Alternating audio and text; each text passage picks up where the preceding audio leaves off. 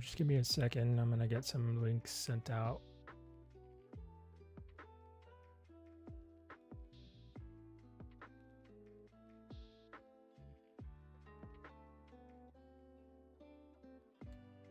Sending it out everywhere I can. Make sure people know where the stream is. Let's see.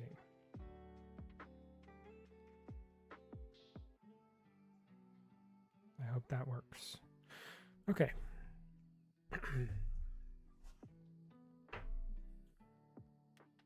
Let's see what we got going tonight.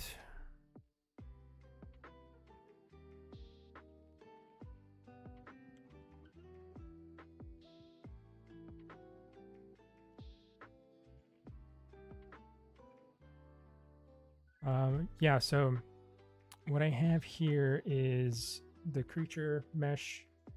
I'll turn this stuff off so we can see really quick.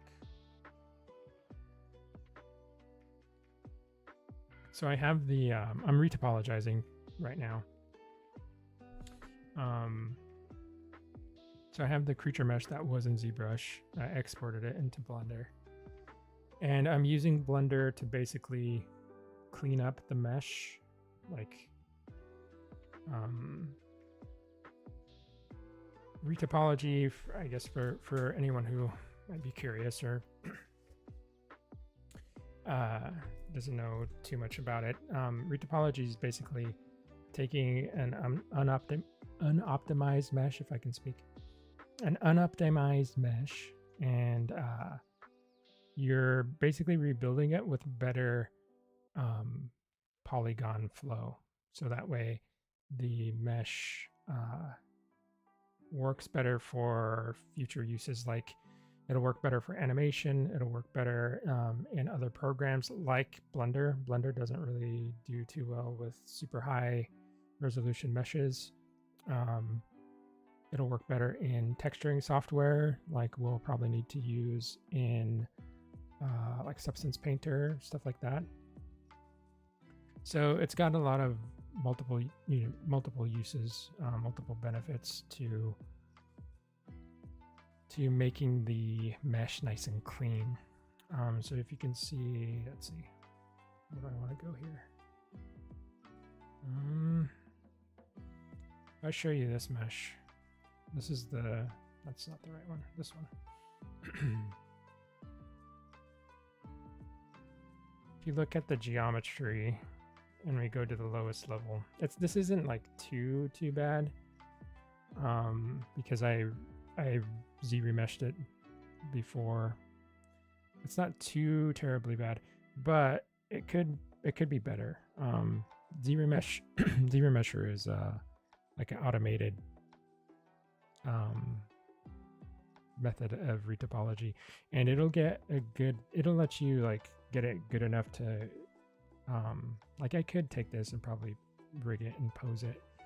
Could probably texture this too, but there are just certain parts that would suffer a little bit, like especially in the face. Like you can see where it's trying to get the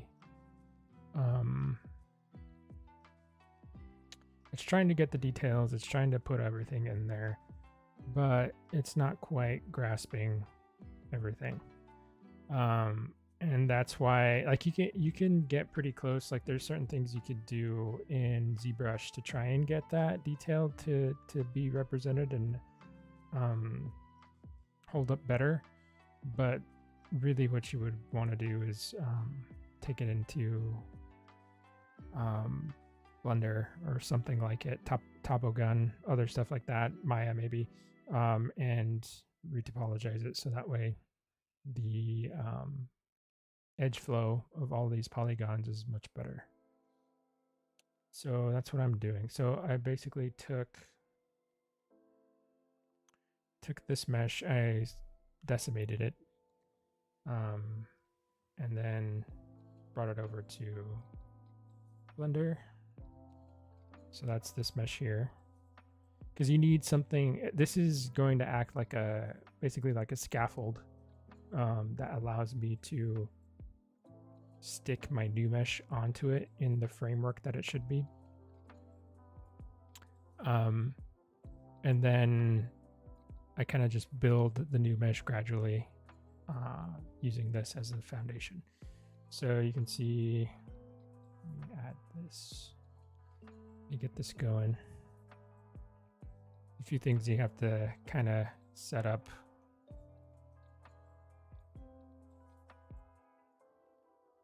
So you can see here, this is the new mesh I'm building. And it's not quite where it needs to be. I haven't been working on it for too long, but it's starting to get there. It's I think it'll be much cleaner in the end, and it'll be a much nicer mesh to work with. So yeah, I'm just gonna continue to kind of work on this guy at this point and see how far I get, really.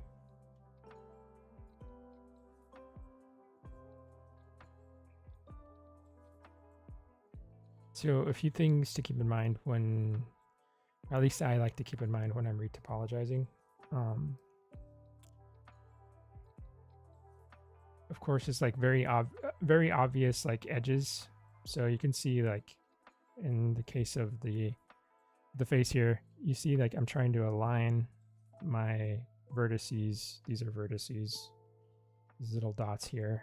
I'm trying to align those to the edges of the form of the model. I'm trying to represent those pretty well. It can be a pretty hard balancing act because you want to represent the forms in the mesh, but you kind of want to do it with the least amount of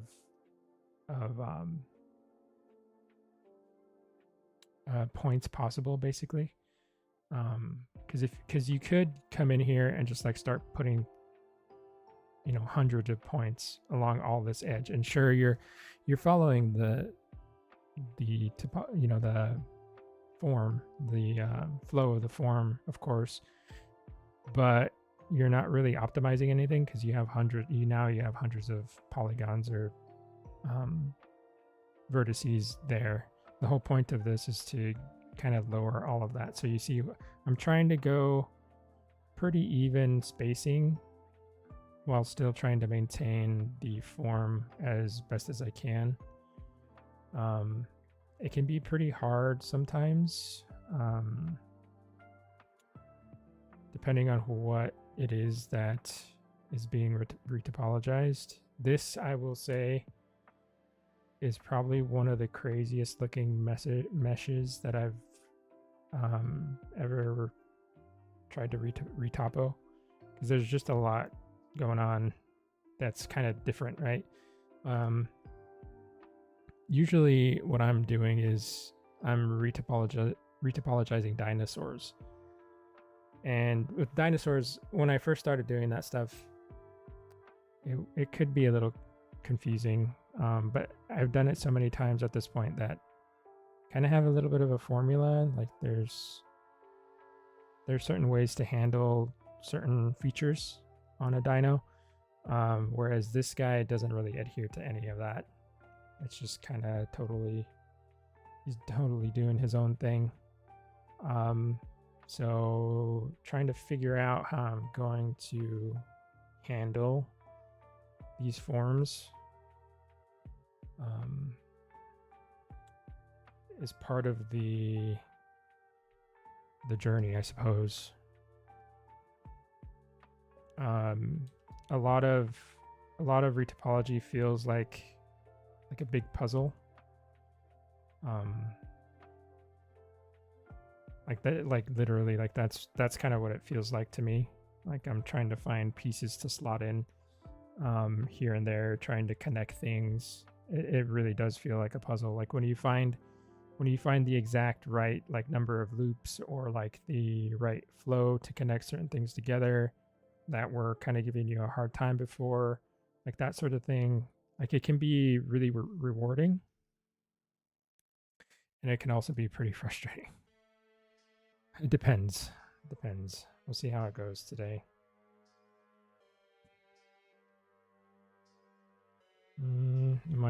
projection's giving me a hard time here.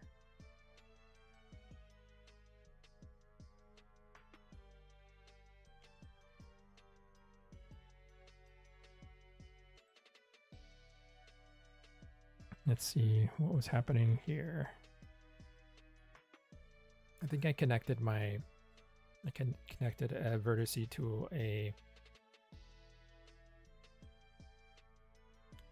an edge that was not in the right plane or something. This is not working right, so I need to get rid of this. Yeah. Grab this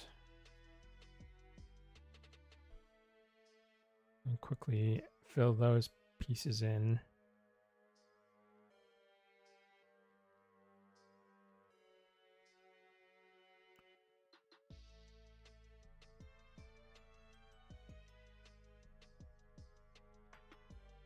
I can extrude these out here. I think I know what I want to do with these. These will come out and form this part of the kind of like this ear area. It's not really an ear, but kind of looks like it.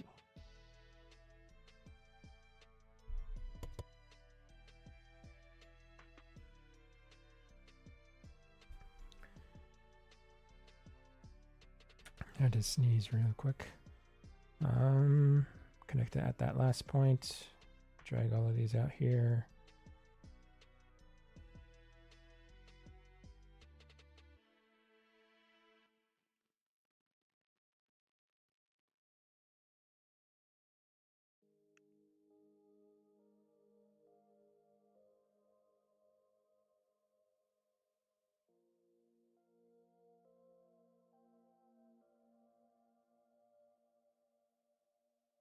There's certain parts that I kind of have resolved already, kind of sort of, like this antenna sort of. They're called kuru, I think, but these antenna structures here are pretty simple to do. Like anything that's like a tube shape is pretty easy. It's just a matter of like connecting those tubes to whatever else is going on, like the head or like the arms. That's where you can get into some real wonky situations with topology. But I'm gonna be so happy when this is this is fully retopoed and I can just get going with the rest of what I need to do here.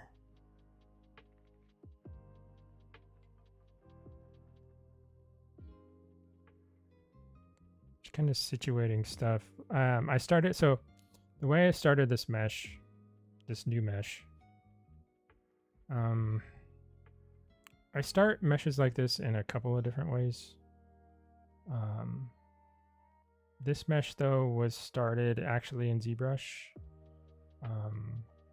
I did a quick like Z-sphere. I'll show you, so that way I'm not like just talking about random stuff. I want to assume that everybody knows what I'm talking about. So Z-spheres are these things. They're these little orbs that you can pop in here, and they can act like basically an armature. Like you can do several things with them. You can make whole figures with them. You can just use them to pose things. You can use them to retopologize stuff. But what I did in here was, let's see, I made a quick mesh. So you can, well, why am I doing that? You can drag other spheres outside of these. You can pull other spheres out of the main sphere there. And basically when you're moving and positioning all of these, you are technically creating a you're creating a mesh. So I did this. I won't do a whole other one, but I'll just show you. I wonder why that's happening. It's like pulling out two of them at the same time, even though I'm totally symmetrical. Maybe it's like slightly off. Anyway, I'll do something else then, since it's being annoying. Like you can pull out basically the whole figure,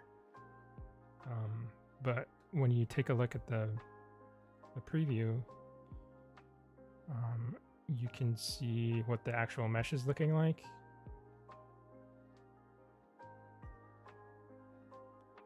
Go down the density. I don't want it to be Dynamesh.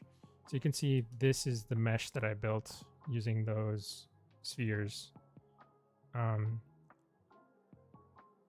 So you get these loops, you get all of these polygroups, you get all this geo. So essentially that's what I did is I pulled out, I did a Z-sphere lockout, which resulted in something like this. And then I manipulated that into, you can really see where the Z-spheres were on this. And then I manipulated that into this shape, which is a little bit more representative of the actual creature, right? But there's just certain things that ZBrush is really awkward about, and I can't get the control that I need. So this is, there's certain areas that like you need to stitch together, or you need to add loops, or you need to extrude, or whatever it may be. It's just easier to do them in Blender, so that's why I exported this into Blender, which we're working with now.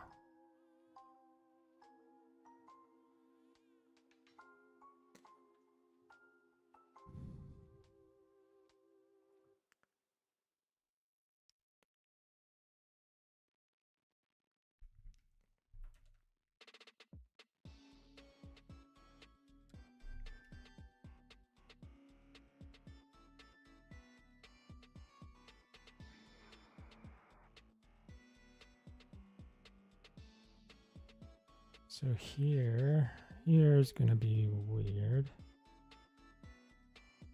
So how am I going to, a lot of retopology for me at least is just kind of like staring at something for a while until I kind of get the idea of what I want to do with it, like the solution to, or a potential solution. Sometimes it takes a long time for that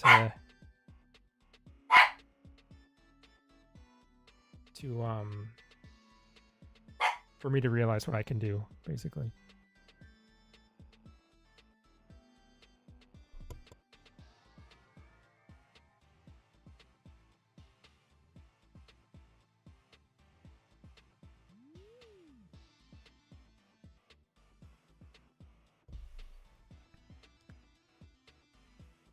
So sometimes it's easier, like I'll get stuck in certain areas, like certain parts will be kind of too complicated and I'll kind of hit a dead end, but it's usually a good idea to just move to a different area and either try to figure that out, resolve stuff there. A lot of times the solution to the roadblock that I hit will come when I'm working on some other part. Sometimes if, at least for me, if I just try to like focus on one area and just try to completely resolve that area,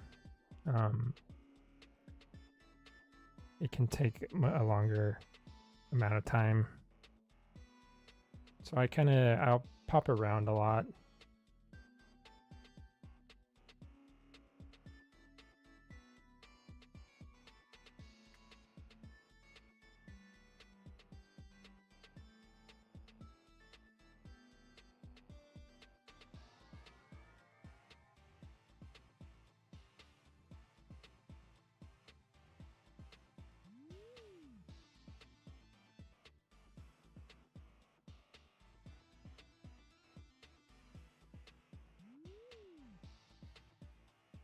But after this, it kind of unlocks a lot of other avenues where we can take the model. Like I'll have an easier time doing some concepts for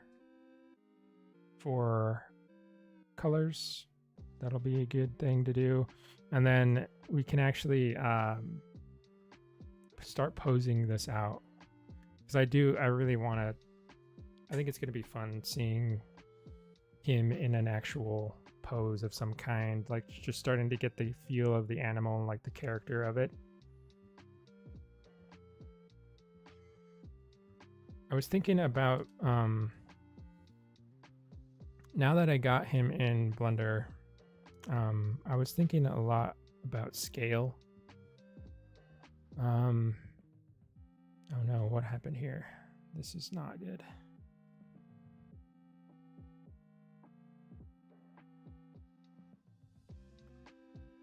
Okay.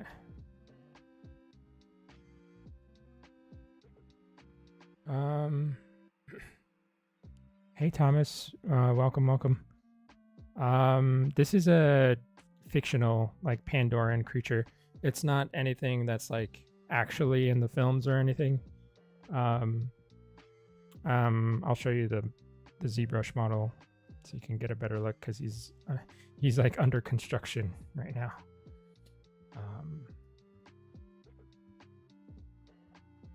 Let's see.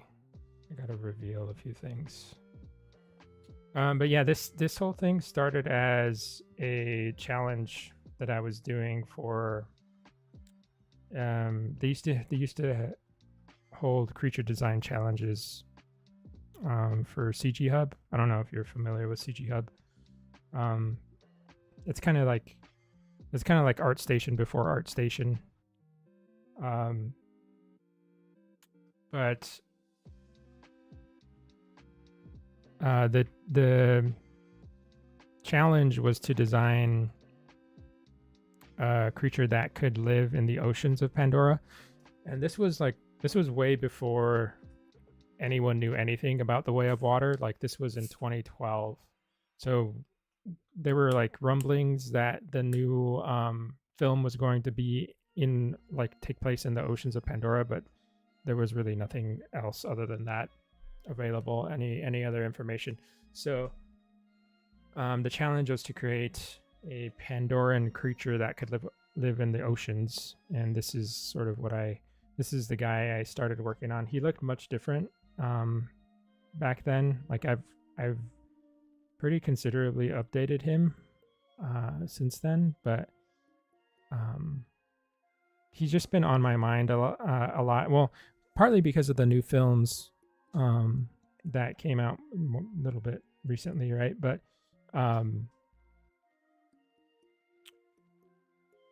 I just always liked the concept. Like, I thought the concept had a lot of potential, and I kind of opened him up a few times here and there and like poked around, like trying to figure him out. But I really wanted to dig in and dedicate some time to resolving all the stuff that I had kind of left hanging, you know. So that's what this guy's about here. I can show you really quick. Show you what he used to look like. I did actually. I think I posted it on Twitter or Instagram or something.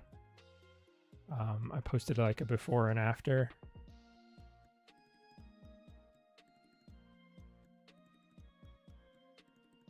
And I need to come up with, I don't know what I'm going to call him. I'm just calling him like a Pandoran creature so far, because I have no idea what I'm going to name it. I wish I had like a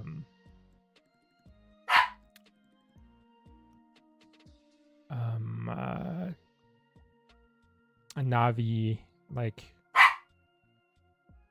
dictionary or something. This is what it used to look like. So he had a bigger head. I wasn't really happy with his flippers. or anything like that. The tail I really didn't like too much. He just felt overall like a little bit skinny, kind of shrink wrappy. The head I like the base of, but there was just something about it that didn't fully click with me, so I did a lot of reworking of the head and just the overall anatomy. And that's where we get this guy here.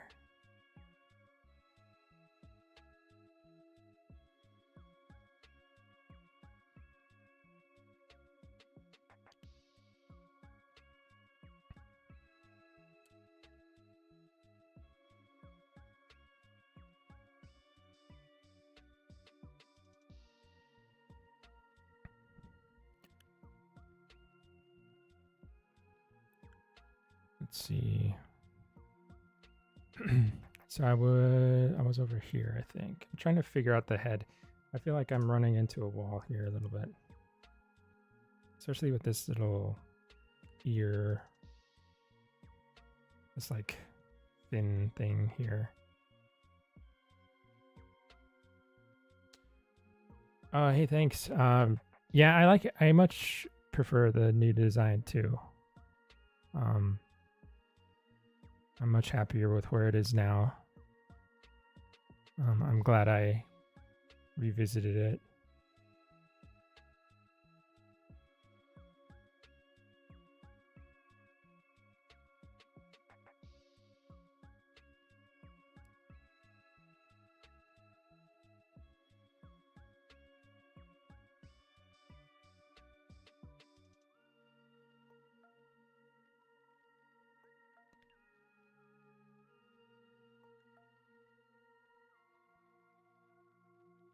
Just fill these in.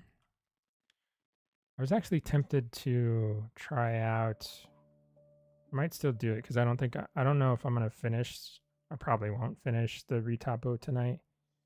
Probably be a couple sessions of this, honestly. But I might try. There's this. I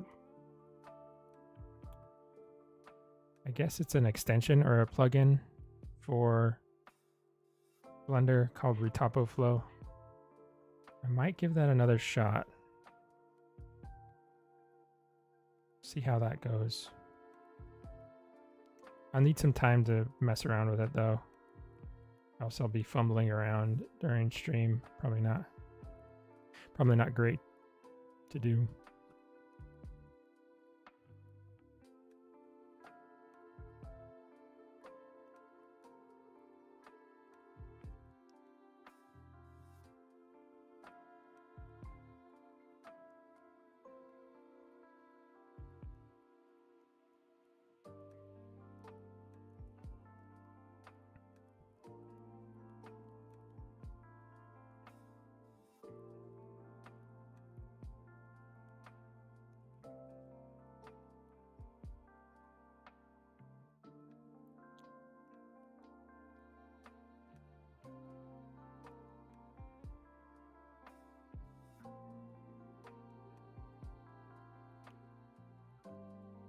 This little area might be, that might actually join up pretty cleanly. I'm surprised. This area here, like a little diamond shape.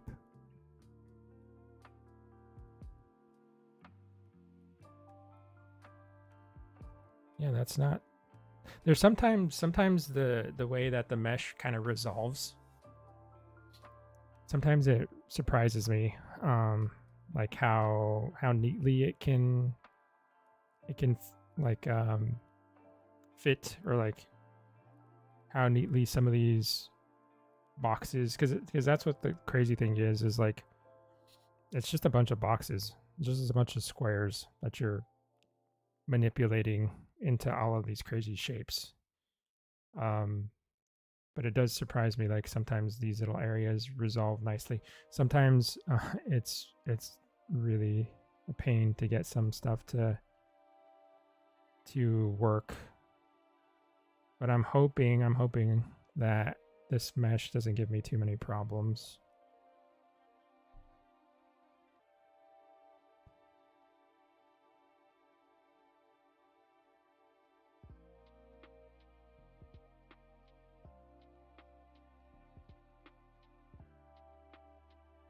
Oh, I was talking about scale too. Cool thing about Blender is that it does have actual scale. I mean, ZBrush can give you some scale, but you have to set it specifically. There's not any real scale in there. But in Blender, you can actually set dimensions and stuff. And I was thinking about the size of him compared to either a human, or I'll probably get some sort of, I'll probably have some base mesh and then like modify it to have Navi proportions. I was thinking about how big he was. And so far, I'm thinking of like orca-ish size, or maybe not orca, but like pilot whale. You know, pilot whales are slightly smaller. I did actually bring a reference of a pilot whale in here. Just like haphazardly cut it out of a image online. So I was thinking like something like this, maybe. The size compared to a human. Human would be about that big. And of course the Navi are much taller. So he wouldn't actually look too big next to a Navi, maybe. I don't know. I'm still kind of deciding. I do know I want him to be bigger than the Elu, which are in the film. They're the ones that act. They look like plesiosaurs, kind of act like dolphins. Do you know I want him to be bigger than that? But I'm not sure how much bigger.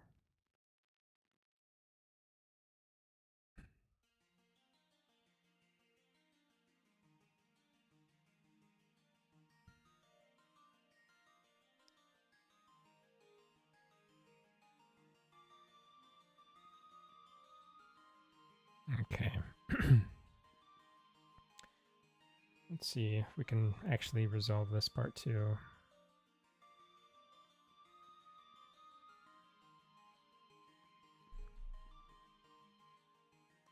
I think that's actually going to work pretty well. I have to do the underside, but basically the underside is just going to be a mirror of the top portion. For the most part.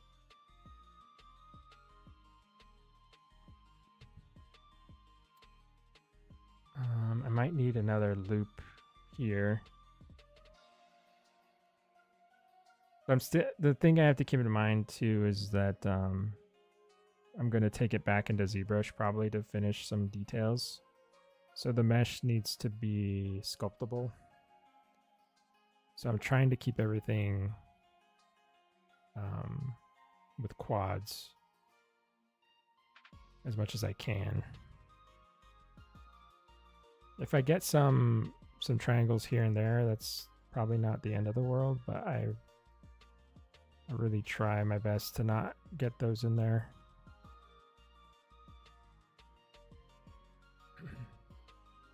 Good thing about this is that it's not going to be like a game mesh or anything. Like I'm not trying to super optimize it.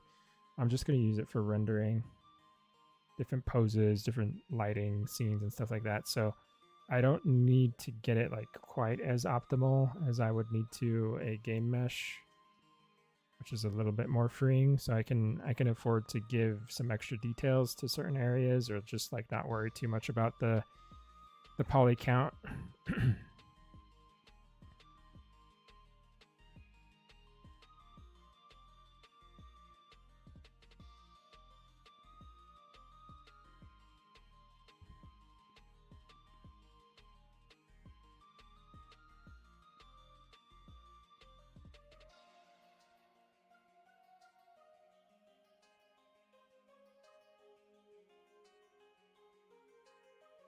I think I probably need a loop here.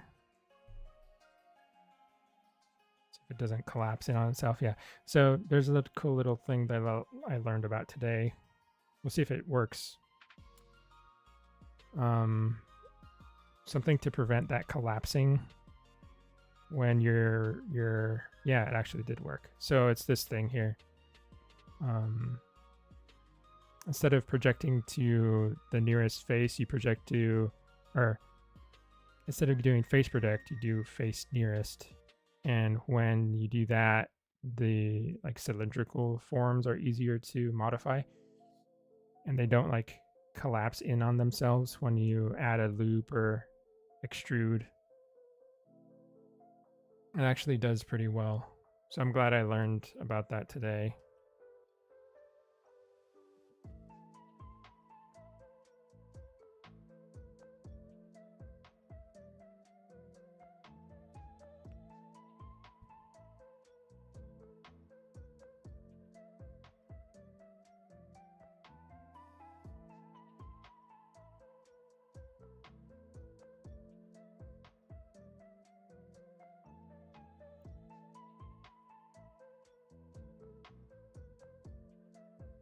It's not looking too bad so far. Let's see how we handle this. Another thing that I learned today is if I hold control and drag, or was it, let's see, what was it? I have this, if I have the tweak tool selected, I guess it would be called the tweak tool. And I hold control and pull, and right click. I can make a new polygon.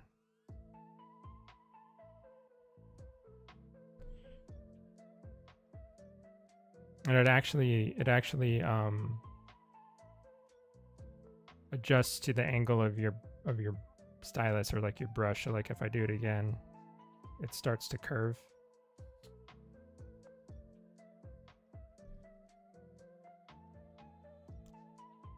What are your thoughts on the newest Avatar movie? I thought the floating creatures from the Air Clan were interesting. Yeah, those guys were pretty cool. I like those guys a lot. I can't remember what they're called. But I did really like the air creatures, the like floating creatures. I really liked they had like the squid creatures that were like the deep sea sort of squid that come out and help at the end of the movie. Sorry, spoilers, anyone. But I like those guys a lot too. I thought they were pretty cool. Other than that, they didn't really have a ton of newer creatures, I guess. I was kind of looking forward to like sorry, I'm getting a call.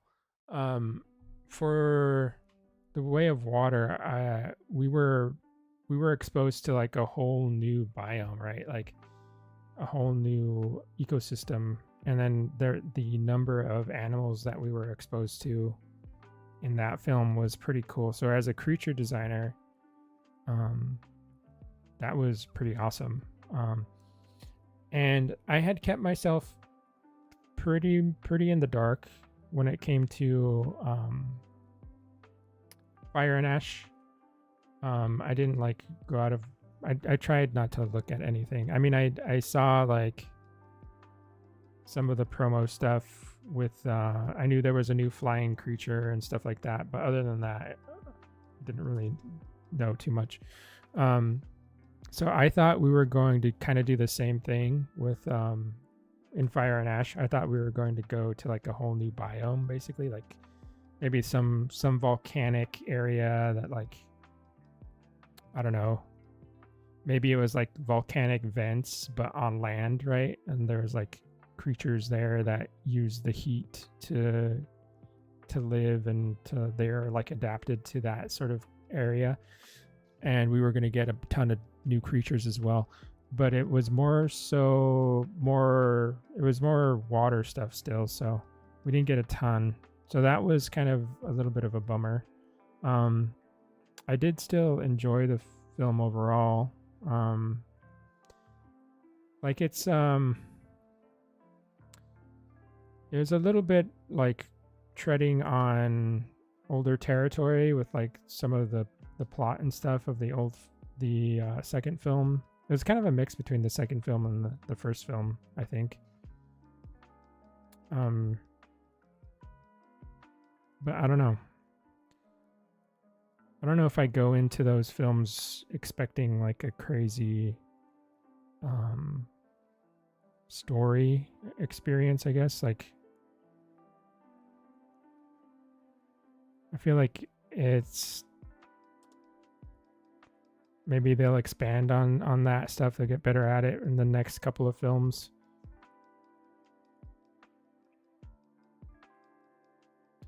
But overall, I had a good time watching. It was fun. It still gets still like a pretty exciting experience, I would say, because even though the plot is covering some familiar ground, I mean, it still works, you know. It still gets you excited. It still gets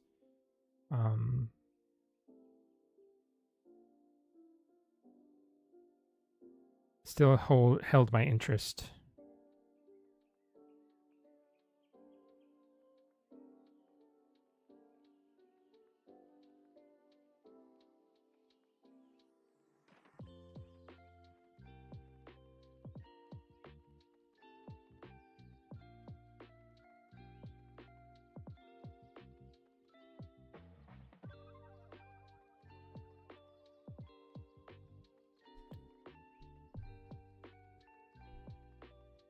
What'd you think of it, Thomas? How'd you like it?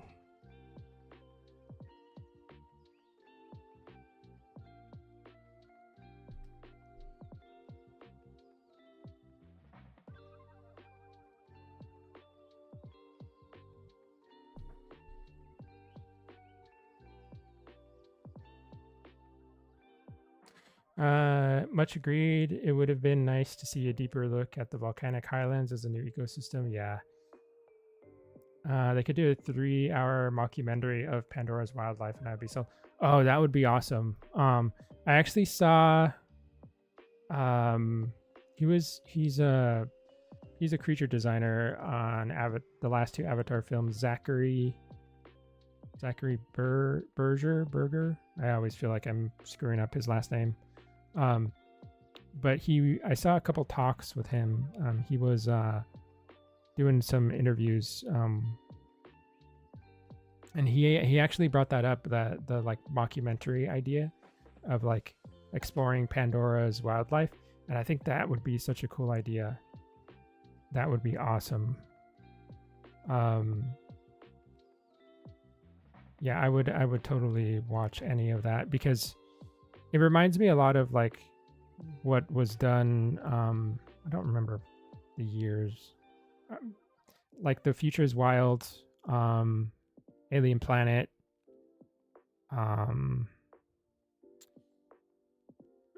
Dragons, A Fantasy Made Real, like those mockumentaries, I guess. I would love to see something like that.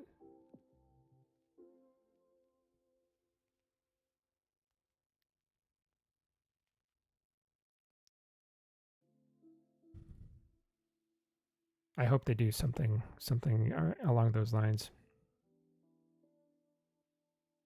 because it is a perfect place. Like, and they could do so much extra world building with it, to like fill out some of the stuff that we don't get to experience in the film. I mean, the video game was actually pretty cool in that respect. I did play Frontiers of Pandora, at least like the first part of it. I didn't play any of the DLC. But one of the best things about that game was just being able to explore like all the different biomes that they put in there, and like seeing some of the additional wildlife they added.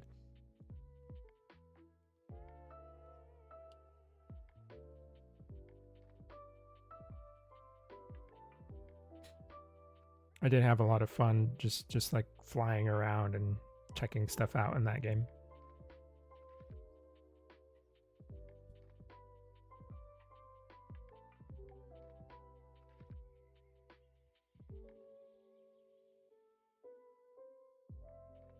I hope. Well, I don't know if it's super feasible, but it would be cool if they actually did an expansion of that game, and we could do some stuff in the ocean. That would be fun.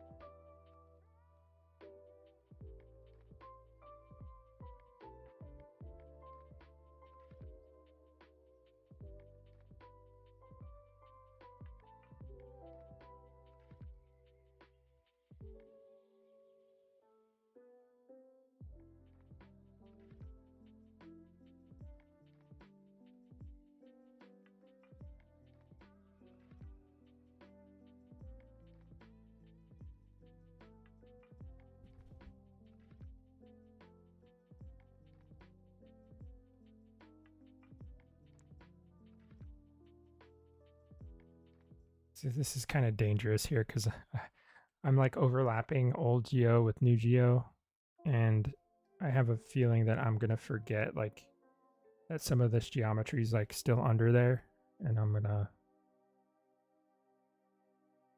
have to clean that up later, but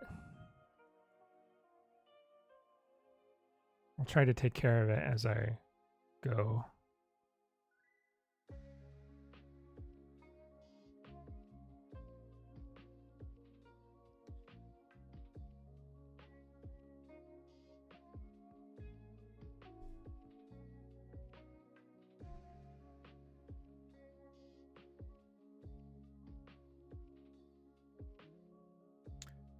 Honestly surprised they haven't added an aquatic setting to that game yet, but I'm sure it'll come as a DLC eventually.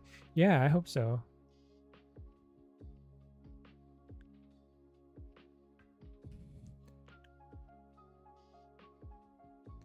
Maybe I'll get some time to explore in because at this point I think they've added a couple of different biomes, or at least a couple, and some other story stuff, especially with the new film that I have not checked out.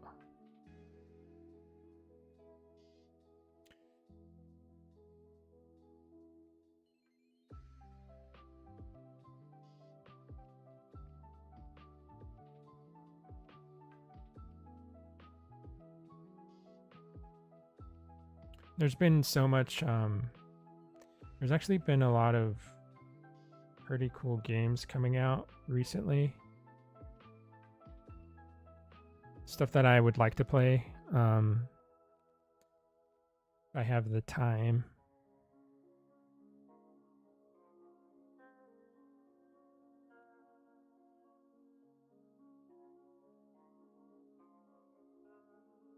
Yeah, that's a good question. What do they use their neural cues for? I don't know. Maybe it's maybe it is an additional like social thing between individuals in their own species. Like, maybe we just don't see that behavior in the film because we don't get enough time to see it.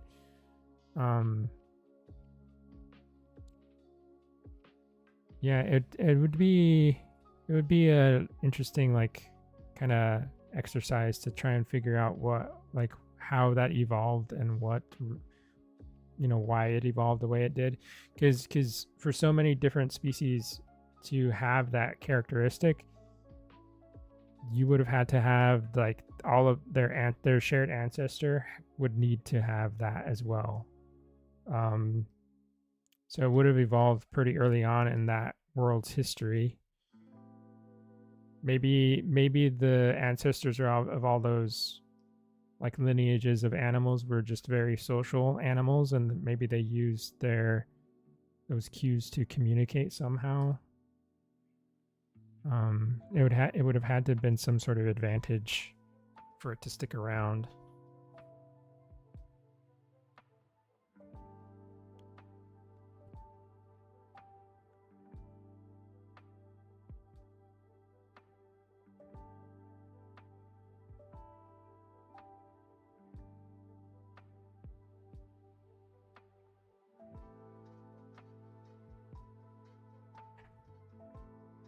Yeah, that's a really good question. I don't know if I have a good like. I'd have to think about it a bit to kind of make sense of it. It'd be a cool question to ask some of the creature designers on that film too. It's like, where did they see this coming from?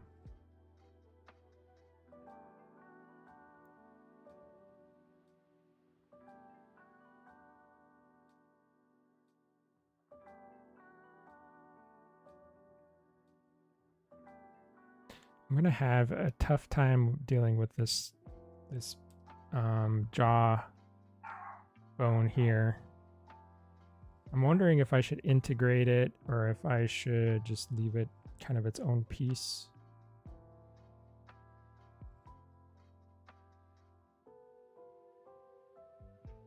I am undecided.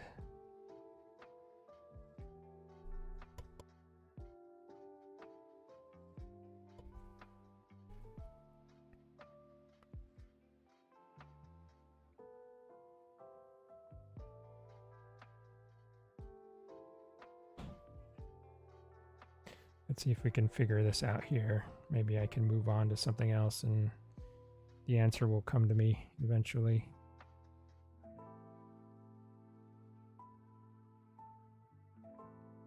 Oh, I need to change my... That's probably why it's been screwing me up a little bit there.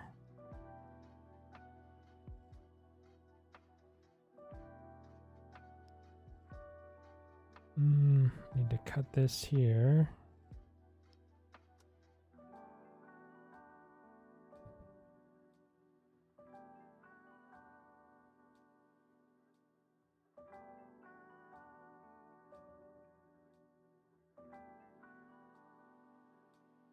Oh, thanks. Yeah, I was a little bit, I was trying to figure out for the longest time what, because I did want some sort of display feature up here. I was trying to figure out for the longest time what it could be. But yeah, an underwater Dilophosaurus kind of came to mind. Yeah, that's what I was thinking, Thomas. Yeah, I don't know if it's like, maybe it could be one of those things where like they like re-entered the water, like they maybe it was an aerial creature before, but it was very adapted to fishing or something, and it sort of readapted to water.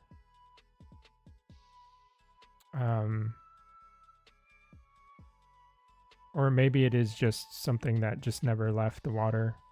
I'm unsure about that part, but yeah, it would be a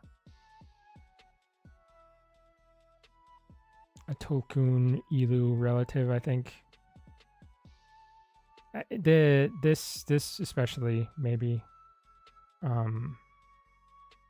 gives it away, right? Because the Tolkien have the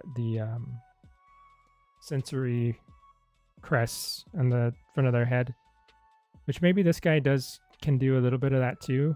Maybe a little bit of echolocation or something.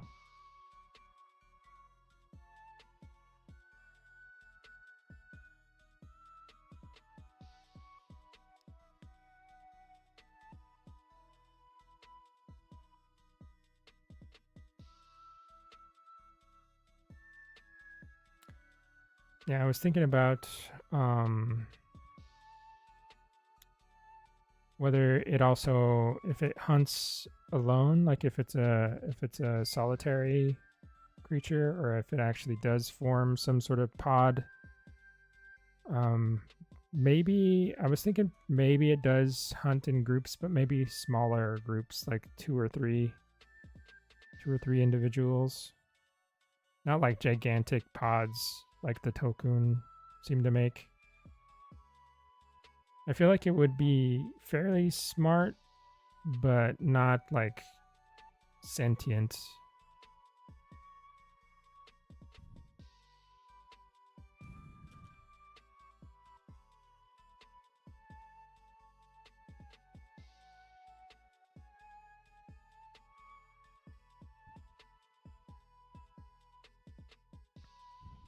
I'm still kind of figuring that out, like the lore, like world building behind him. I actually need to write some of this down because I talk about it on stream and I haven't like solidified it anywhere. I have to rewatch some of my streams to like remember what I said, because some of that stuff did kind of sound like it would work.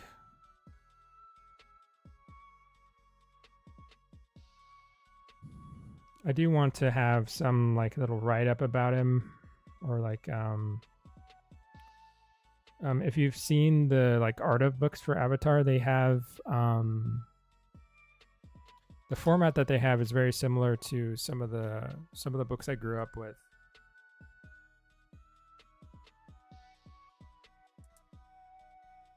Like, yeah, the DK books, the way those are structured, how they have like the like layout and diagrams, and they have like info pointing to like certain parts of their anatomy, or like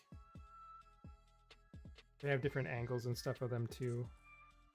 I kind of want to structure layout like that and just kind of delve into the biology of him just a little bit. I think it would be a cool way to present it.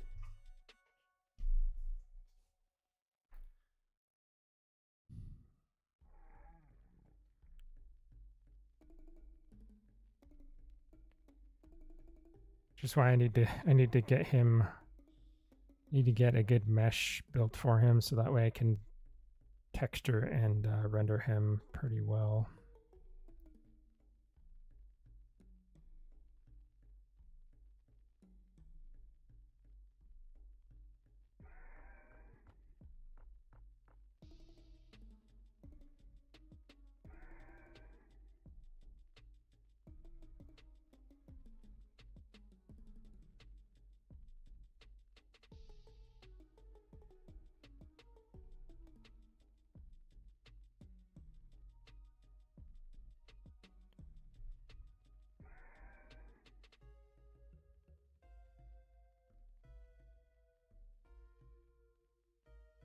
Okay.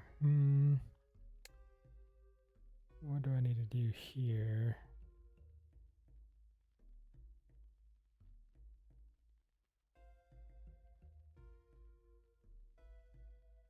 Maybe I need to continue this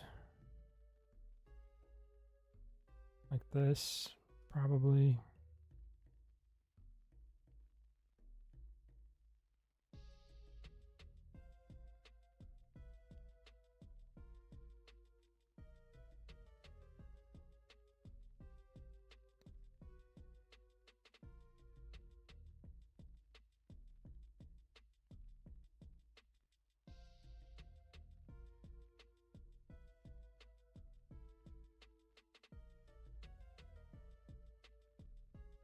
Probably could use some other. This edge here feels a little bit blocky.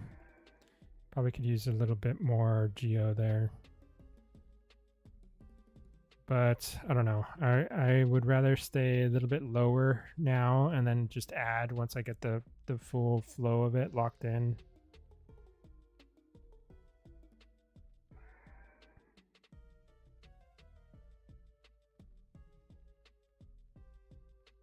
This is a little different to my normal workflow using the Z-spheres and stuff. Usually I jump right into Blender and I just use like I just like box model everything out.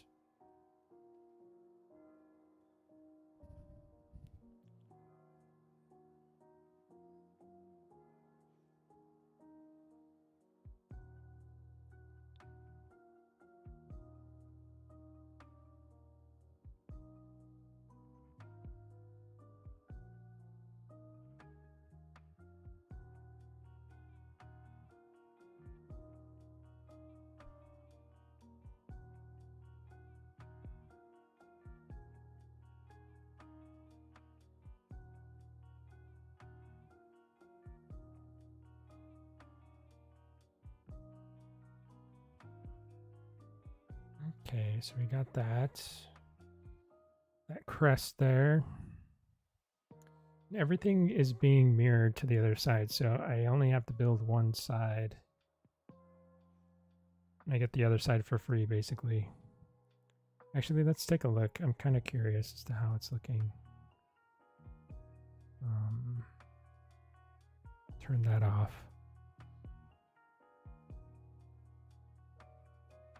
Turn the high poly off.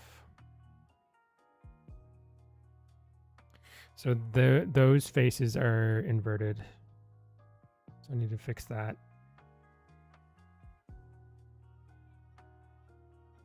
I mean, it's starting to, like, I can start to see the structure there. Like, it's starting to form to the face there.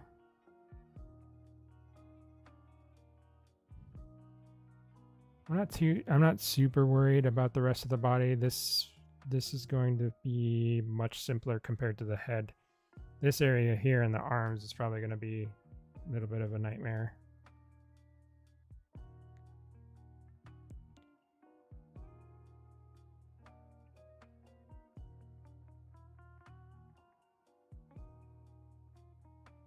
These faces were the ones that needed to be, these ones are not facing the right way.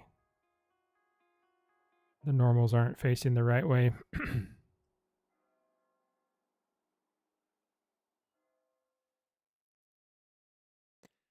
Just select all of these and see if I can fix it real quick. If I flip the normal, it should, yeah, these other ones though. Let's see. I wonder if I can do the whole thing.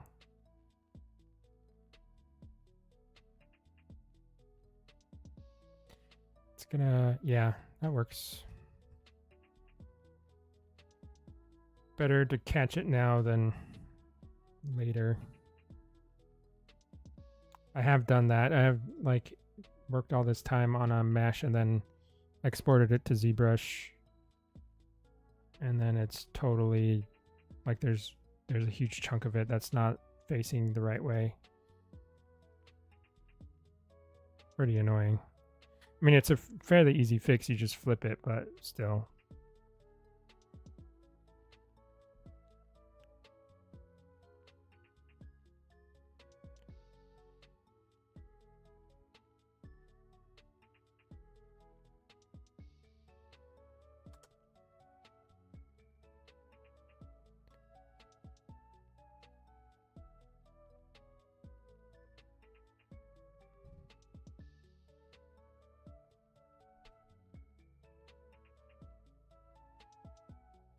And then these we can extrude. Oh no. I moved the cursor.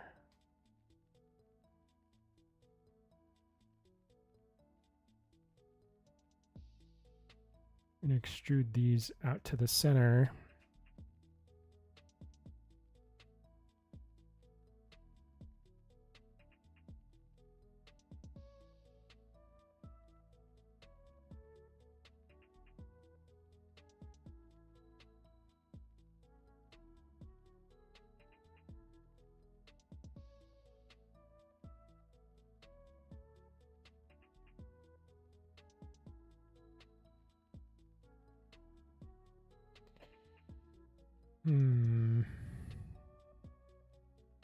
This little area here could probably use more support. See if I can figure out a quick way to add that in.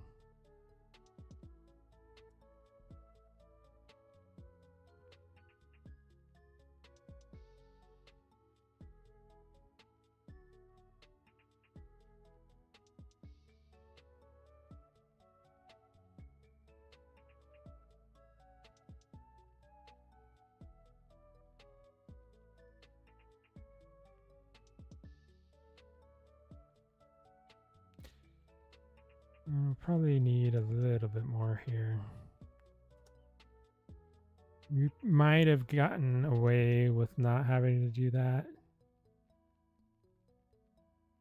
but like I said, it's not a game mesh, so I can afford to do a little bit more support than I might usually do.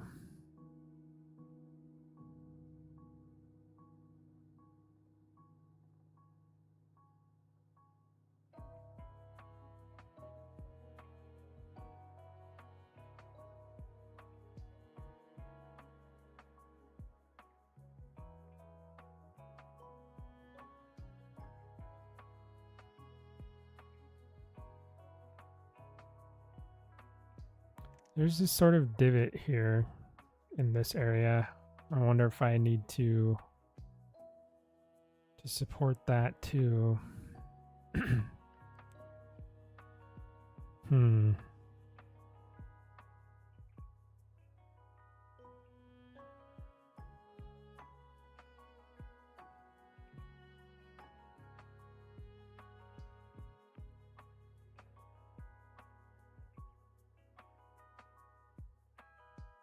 That's really satisfying when that happens, when you run some edges to the center and they all line up like that. That zipper effect.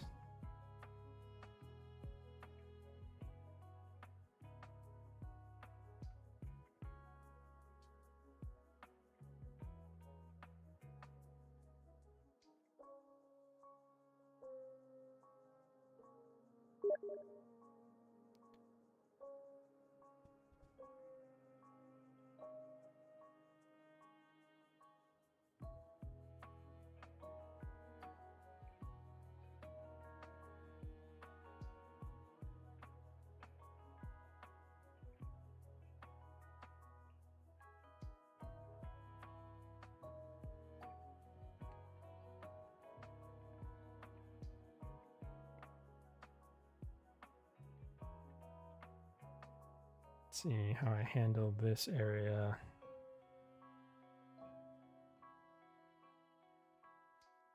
This might come down the center. This might need to move over. Move over this way, maybe. These are not valid anymore. All this stuff is kind of gone to the wayside, basically. Just delete all those so I don't get confused.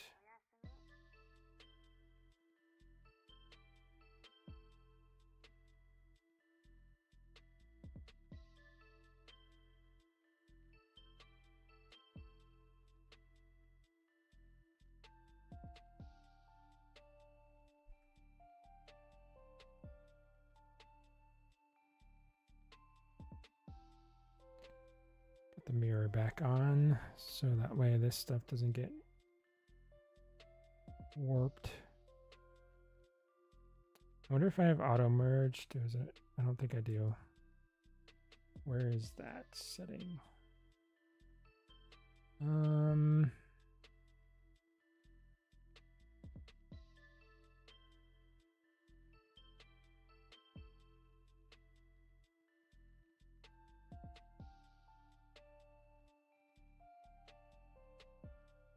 I totally forgot where that setting is.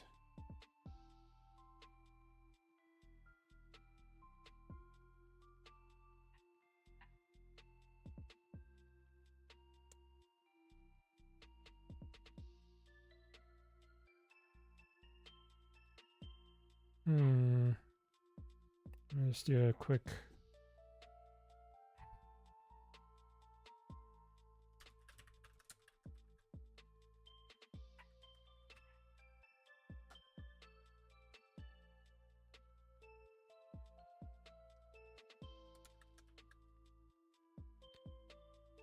Where is this? Under options, auto merge. Options, auto merge. Here. Oh, there we go. Yep. Okay.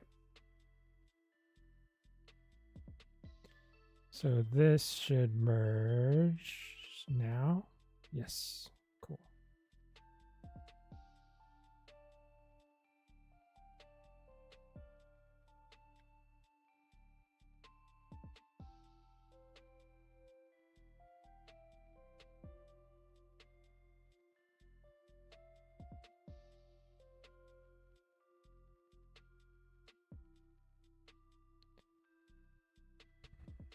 This will become basically our center line.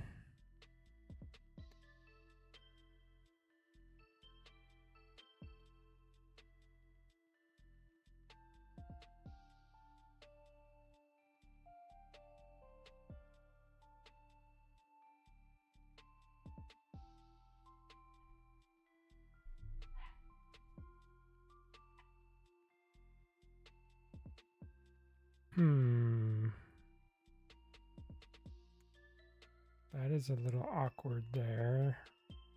It's not a bad place to have a triangle because this little bit here won't deform too much, I don't think. So we can probably get away with that. I might try to resolve that better later, but for now I'll just keep it, I think. I don't think it'll cause too much harm.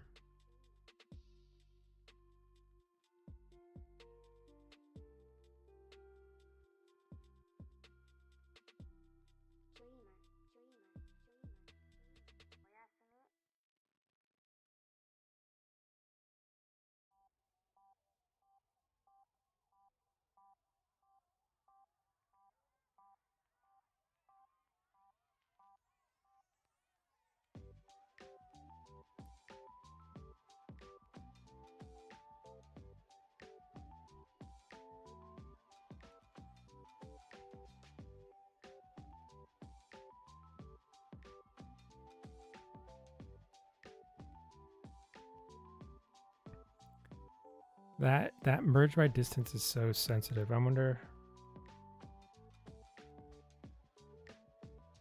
if I can adjust it just a little bit so it's a little bit more magnetized.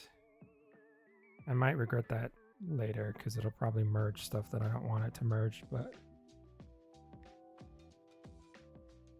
hey Storm, how are you doing? Welcome back, welcome back. Good to see you.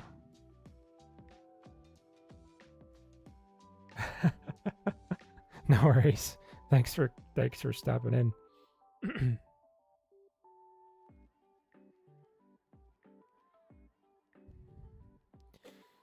I'm just working away at these vertices, vertice by vertice, building this mesh up.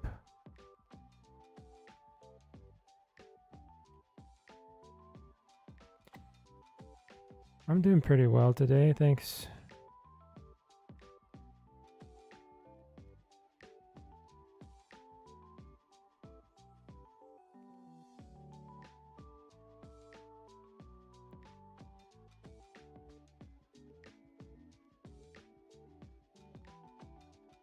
I was actually excited today to work on this topology. It's like one of those things where I kind of go back and forth on it. Like sometimes I really I kind of look forward to it because it can be really satisfying. But then sometimes I'm not. I'm dreading it because I know it's going to be hard. But today I think it's going pretty well so far. I'm not like wanting to murder my computer or anything like that, which is nice.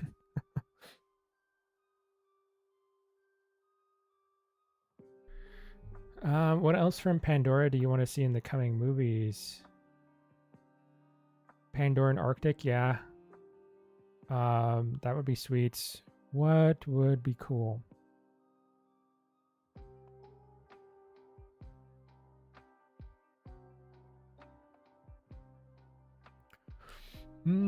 Maybe so Arctic would be good. Maybe mine is kind of adjacent. But more like mountainous areas, not quite so much Arctic, but like more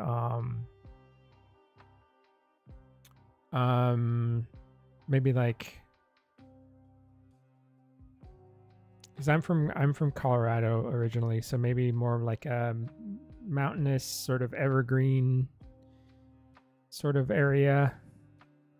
I guess we kind of get that in the games though, so maybe that's not, maybe we don't need to see that art again.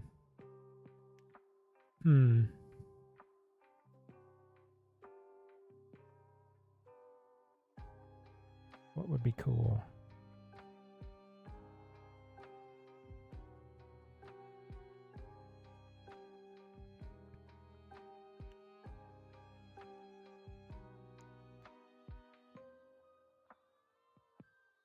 Maybe like a desert setting, desert environment, desert creatures on Pandora.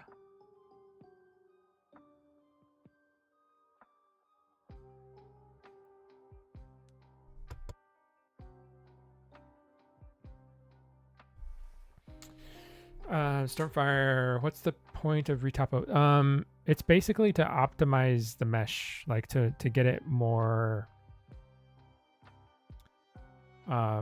usable for certain processes, like rigging, texturing. It just becomes much more easy to handle when the mesh is composed of fewer polygons. It also helps with sculpting too, because the polygons flow with the form much nicer. So I can retain and achieve more details with less polygons ultimately. I don't have to subdivide as high to get the results I want. Animation benefits from it too. I won't be animating, but I will be posing it. So like if this were a super dense mesh and I tried to pose it, it would be either impossible or just like a real big nightmare, because the armature doesn't like to move a ton of polygons at once. So it's better to have fewer. So it's beneficial for a lot of different parts of like later on in the process.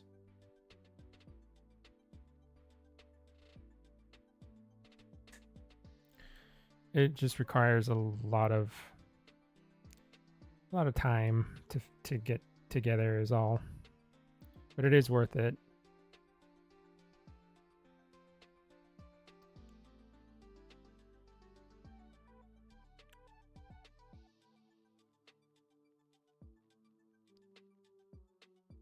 So like for example, right here, like I can tailor the geometry to fit exactly in that crease there.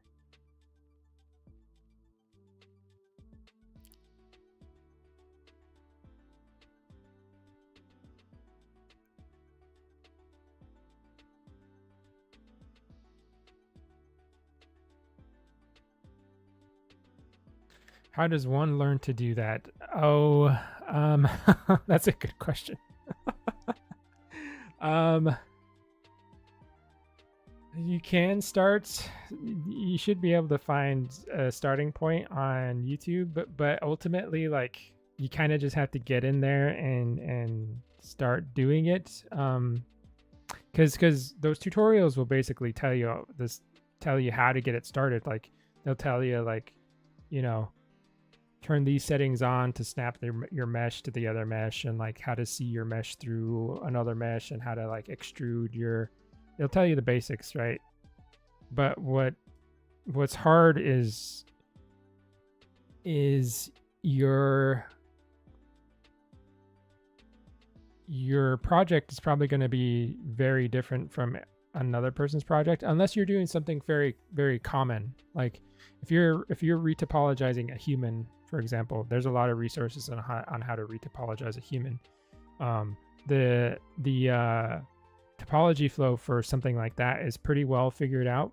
Like there's a lot of examples you can find online of how to do that, and you can kind of just kind of copy the edge flow. But if you're doing something totally, like if you're doing something like an alien or like some crazy creature, something that has 3 heads and 5 mouths, you know, I don't know, it's going to be really hard.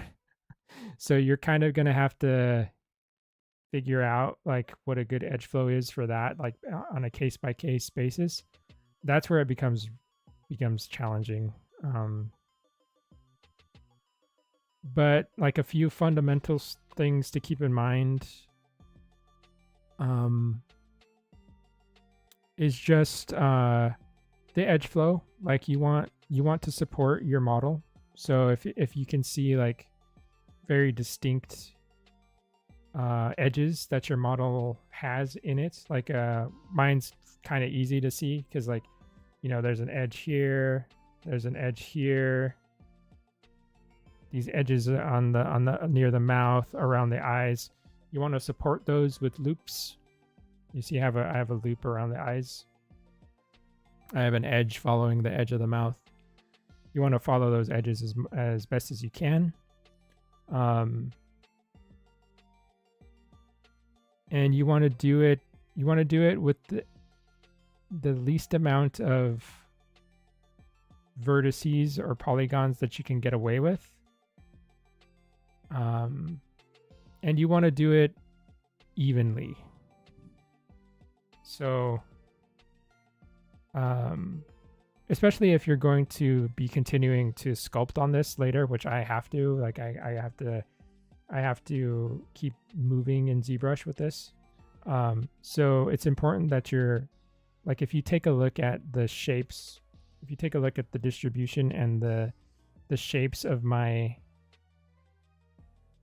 polygons, I'm trying to keep them roughly the same size, roughly evenly spaced. I'm not trying to go, like, it would be a very bad idea. Like if I had little tiny squares like over here, right? And then all of a sudden I had very big squares right here. That's not good. If you took that into ZBrush, you would have a really hard time dealing with that sort of mesh in there. It would, your details would look nice and sharp in one area and then really fuzzy and blurry in another. So that's basically the idea of it, is like trying to keep it even, trying to keep it flowing with your mesh, supporting your mesh, trying to keep it low. And as far as like how you achieve that, it's kind of up to your preference. There's probably people out there who are going to look at my model like this and like say that I could be doing it a different way or a better way. I don't know. For my purposes, this works pretty well. I've been trying to animate in Blender, but it won't keyframe. Put the start and the end, and it just frustrates me eventually. Yeah. Oh man. I feel you there, but I haven't done a ton of animation. I've only done like very basic stuff, like I made a camera spin around my object, you know, that sort of thing. It hasn't been anything super advanced.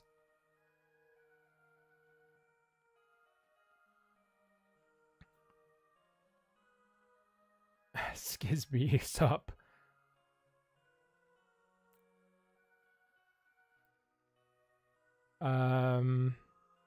Yeah, I have. I've made a camera spin around something before. And that's the extent of my animation abilities right now.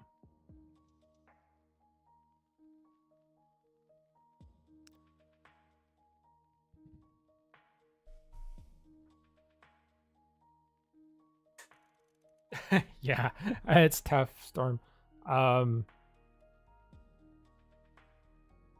That's something that's on my on my radar for stuff that I want to do, stuff that I want to try, but I have not had time to jump in and figure that out. I thought, oh no, I don't. I'm scared to animate creatures. Not scared. It's just like, It's a lot to, it feels like a lot to learn, you know? It's kind of like when I started learning how to UV and retopologize and all that stuff at, like, it felt like all of that happened at the same time, and it just felt like overload, you know? I feel like that same way about animation. But I'm guessing like once I do it a few times it's not going to be so bad, but right now it feels a little bit crazy, a little bit daunting. What am I going to do with the topology on the back of the neck? On the back of the neck. This? Don't know yet. It needs to flow down here somewhere because like this area is also a problem. So like this, I probably need to bring this all the way up here. Why did it do that? We'll try to cut this a little bit nicer.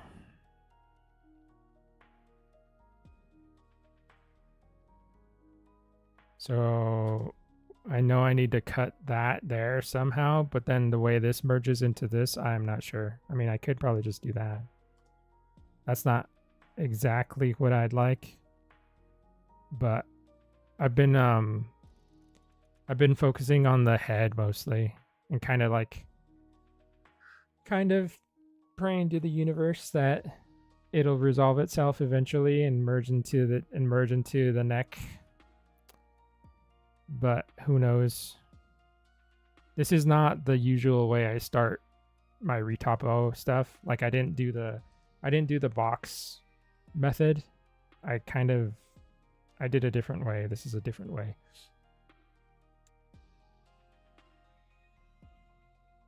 What am I using to retopologize? Just basic old Blender. Nothing special.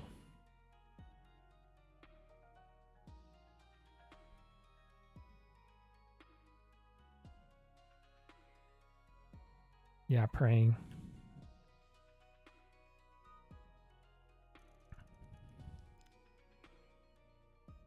I was thinking about trying Retopo Flow again, but I kind of got sidetracked and I didn't get it installed before stream, so I didn't bother. But I might try it again. I don't know.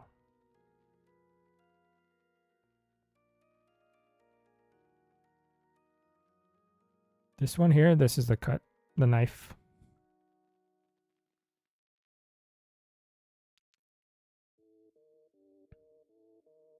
The knife tool.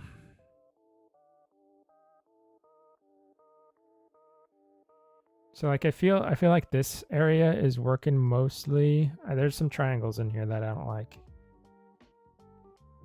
Maybe I should cut this a little bit more here.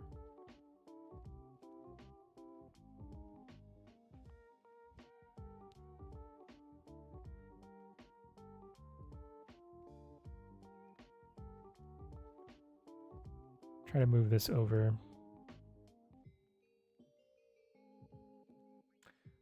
What's not worth it? The Retopo Flow? Have you tried it? Or do you have it?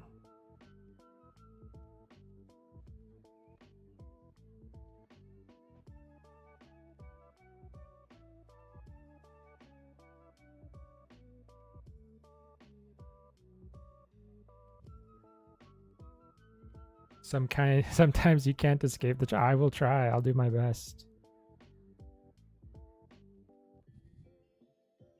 This one right here, I might have to live with. I might have to live with.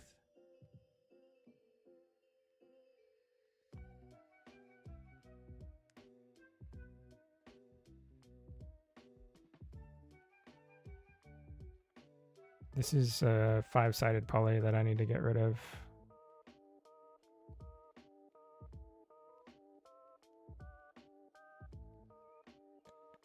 Where to go though? Where do I go? I could go here.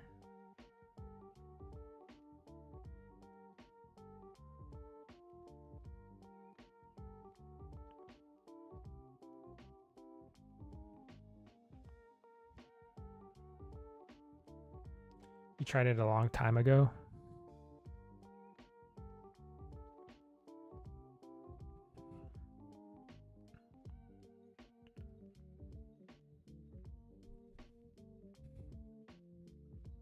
Part of me wants to try it, but the other part of me is like, I'm kind of used to doing it this way anyway. So trying to introduce a whole new tool at this point might be like more, it might just slow me down. Because I'd have to acclimate to it.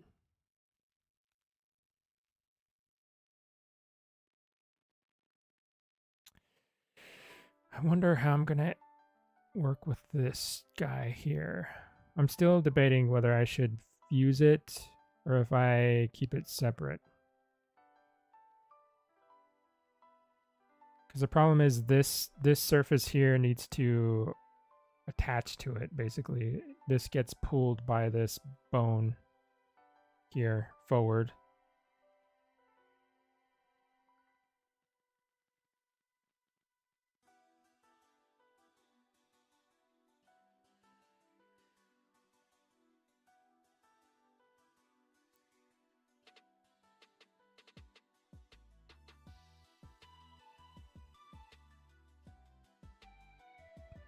Learn all new camera controls.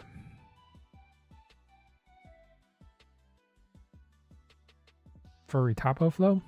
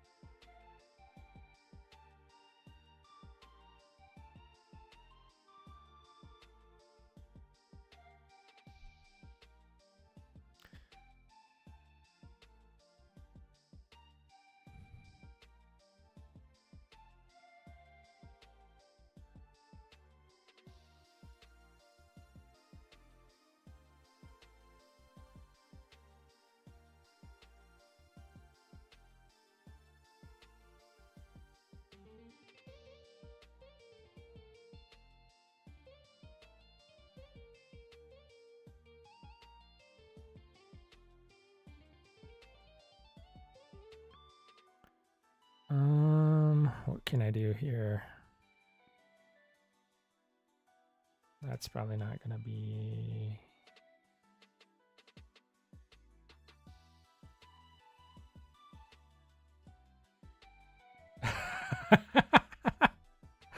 You don't like the delay in the stream? I don't wonder if I can adjust it. I don't know. I might try it later, but the delay kind of can help sometimes. Can help me.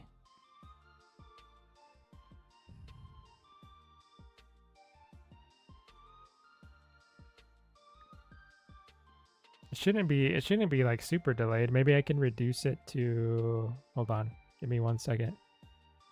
I can maybe adjust the latency.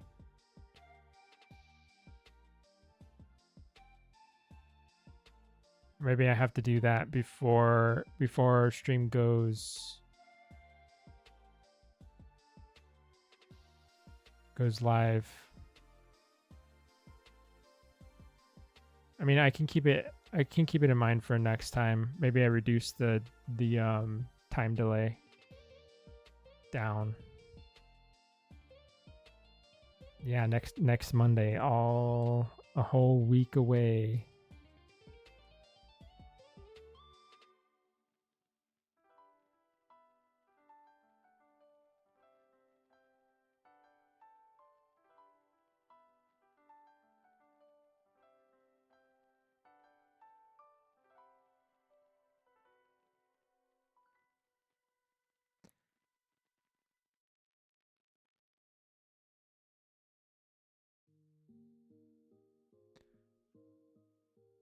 Because right now chat is easy enough to manage by myself. I don't think I mean even like bigger streamers like art streams aren't like other types of streams. Like you're not gonna get like thousands of people in, or who knows, maybe if I was like Bobby Chu or somebody like that, I would get 1,000 people in a stream. But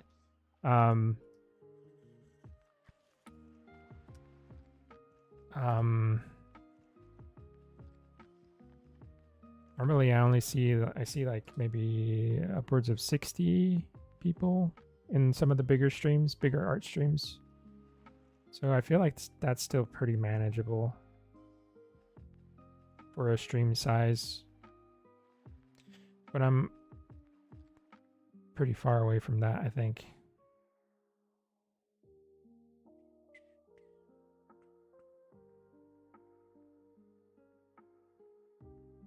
Pavlovich numbers, thousands.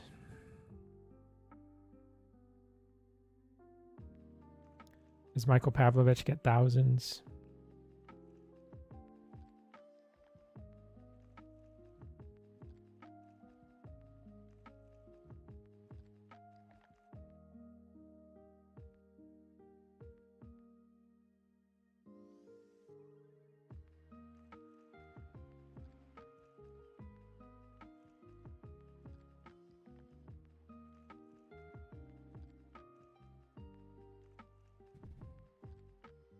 That's a very weird polygon right there.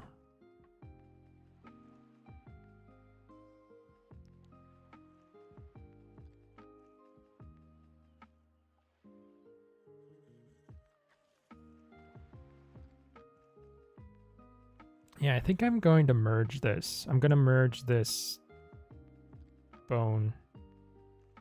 I don't know my fish anatomy well enough to say what that is, but I'm going to merge that into the mesh, I think. Somehow. This little starting area is going to be a pain.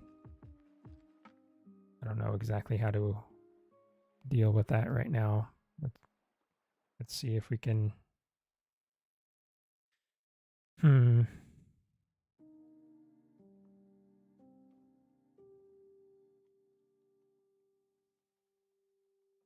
Something like this, maybe, but then I have to resolve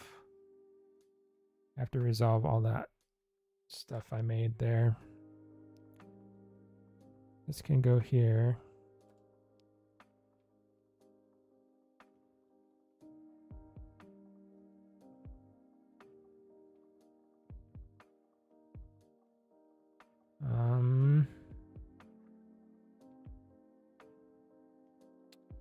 This face is probably not good.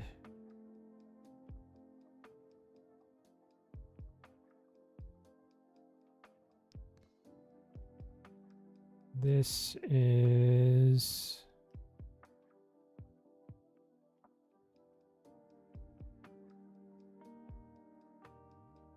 delete that.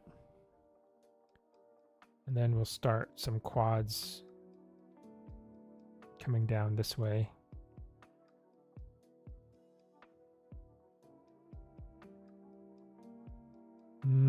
I do need some thickness here though.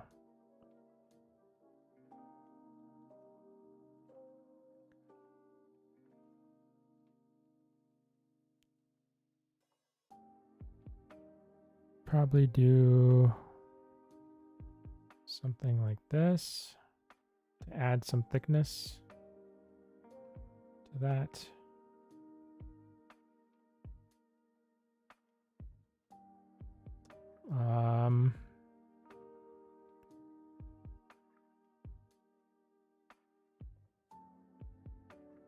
So I don't know what I'm going to do down here yet, but I think up here,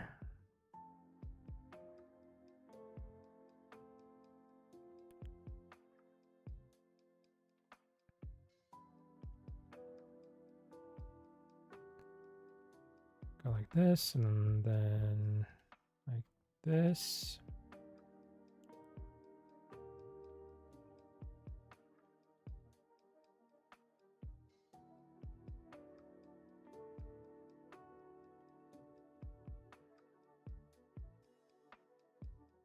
Close that up there.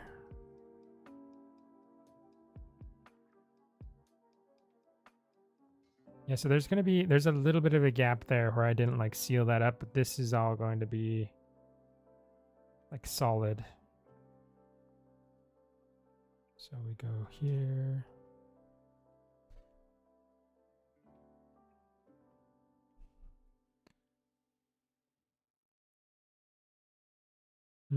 Where is it?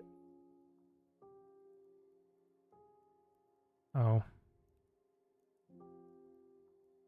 Gotta change that. There we go.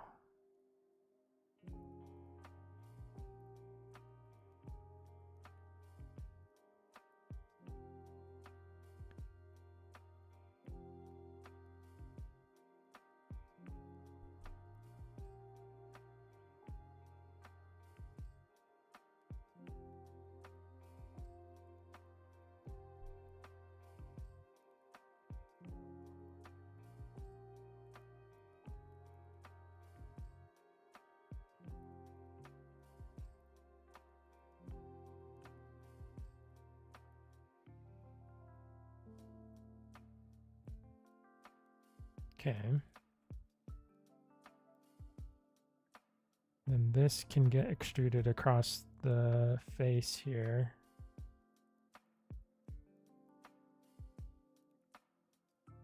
Just drag this down.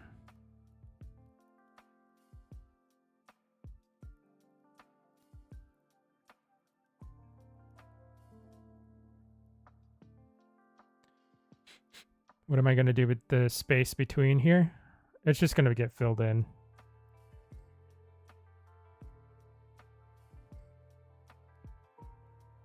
It'll just be like, imagine if this was actually merged to the tissue here. And I'll just keep it like, it'll be like a fairly deep groove there to show where the bone starts and stops, but it'll be just one thing.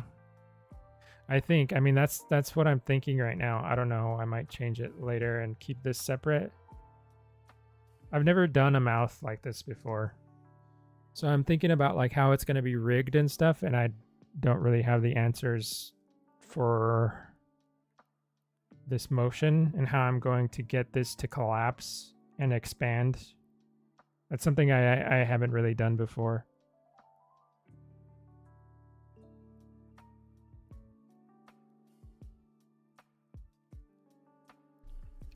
Like that soft, fleshy bit between that has all like the ridges and stuff on it.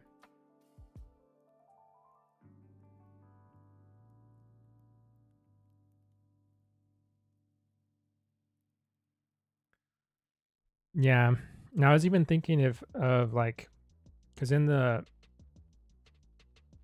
high res, where is it? In the high res mesh,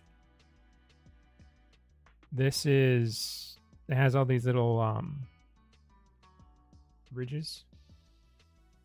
So I was even thinking of maybe I need to treat each of these like separately, like little fins, because these little pockets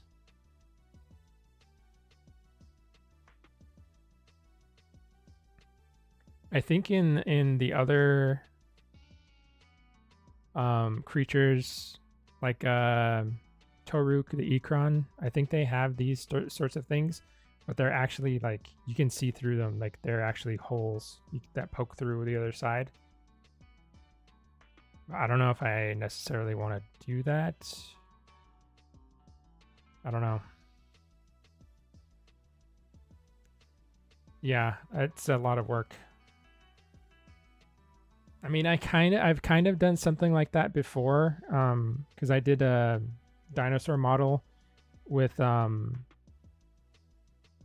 between the ribs. There's those, they're called intercostal muscles, and then there's also like the external obliques and stuff. And I modeled each of those individually, and they like overlap. They overlap kind of like this. So I could do it that way, but I don't know. I don't know how much of an overachiever I want to be on this.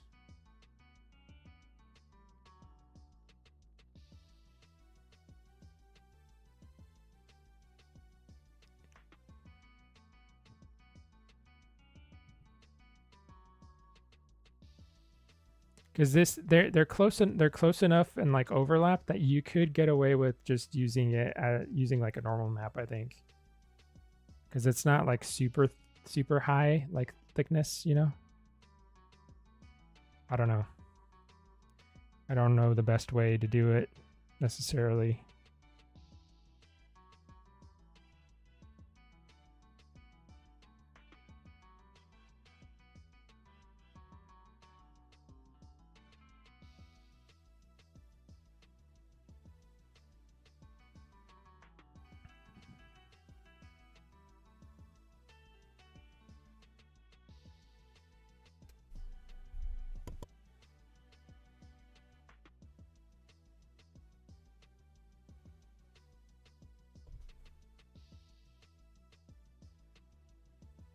Yeah, it's hard, right? It's you gotta think, use your thinker.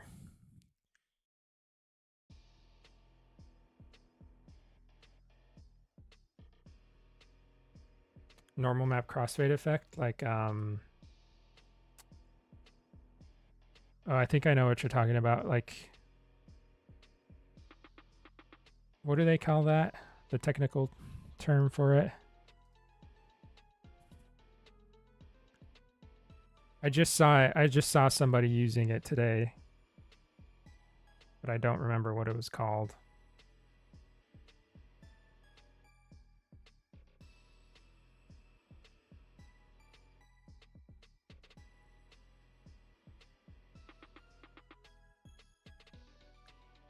But that could work.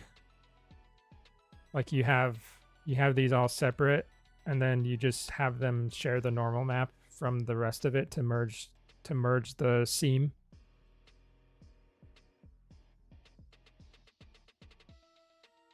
I tried doing that before. I've seen a lot of people do it for like landscapes. They'll like have like a rock, and then they'll have the dirt below it, and then they'll use it to share the normal maps to like blend between. I tried doing that, and it didn't work for me for some reason. And then I never tried it again.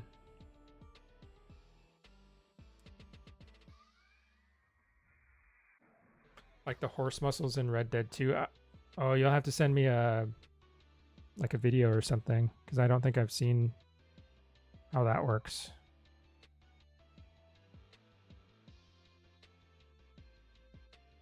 Is it like deformation? Like it's like faked muscle sim somehow?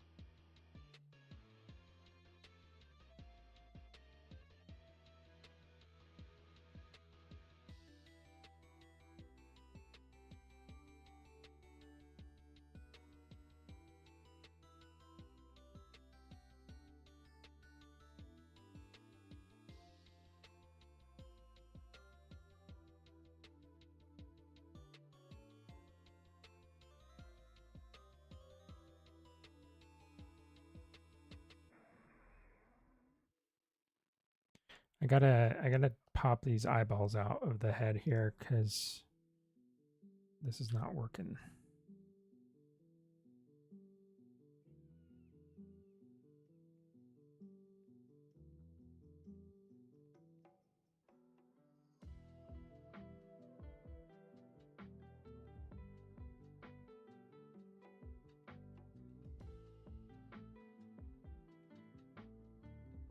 Okay.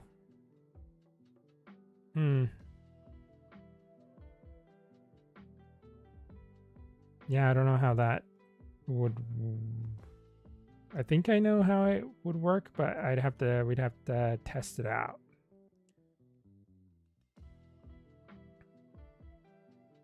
I mean, I guess it's worth a shot.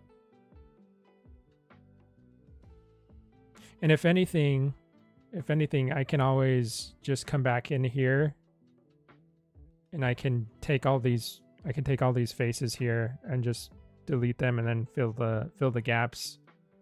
Rebuild this area with all the newer geo. Won't be too bad, I don't think, if I wanted to try a different method.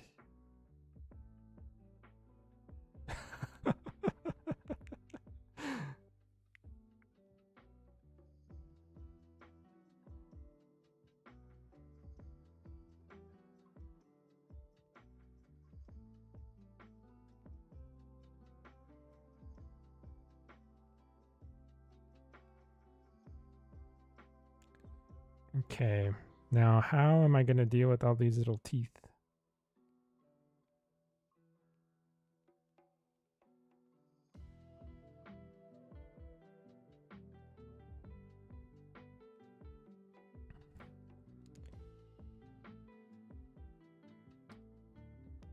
Sculpted him like a basking shark with the full mouth expanded. I mean, I do have a version where his mouth is closed. I did both. Where the heck is it?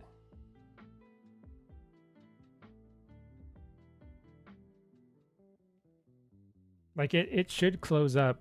Like I did a test of, because I knew I would have this issue. Where the heck is it? But this should all collapse. It should all collapse in on itself pretty easily. It's just like this is the only part that I'm worried about, this membrane. The rest of the jaw should close pretty like traditionally, I guess, if you want to call it that. Like this. Like this is how it folds up. I have it on layers too. You can slide it back and forth and it like animates open and close.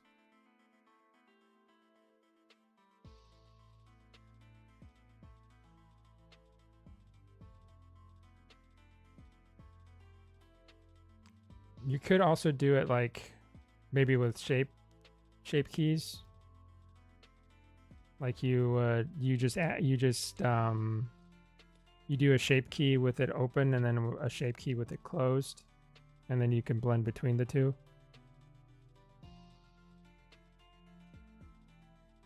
And then you can also, I think you can also use shape keys to drive deformation on, or you can probably bake that out too into a normal and then blend those somehow. My friend Gunther did something like that on a Stego to simulate muscle contractions without actually having to have a muscle simulation in the mesh, or like driving the mesh. But that was very complicated.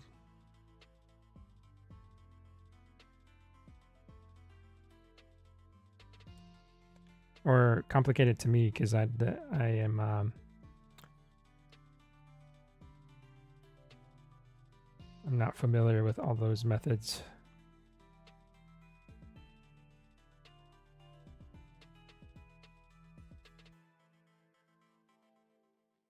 Yeah, I think something like that will have to happen. That's going to be interesting to figure out.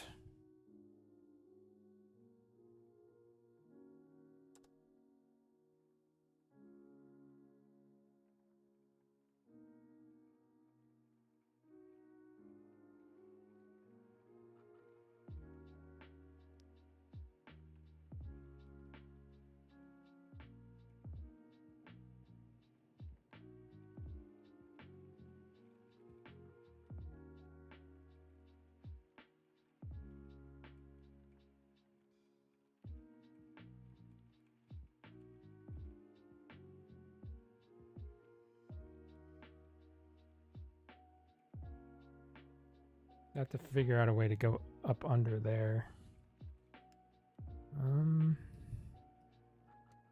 Let's do this part first because it's easy.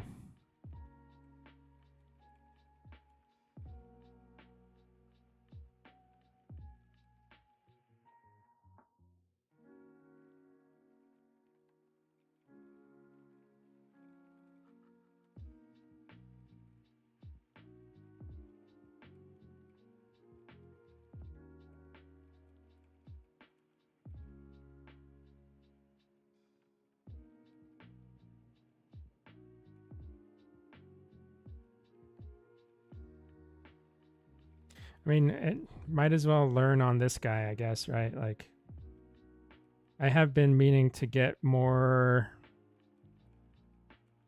involved, I guess, or like start doing more complicated rigs.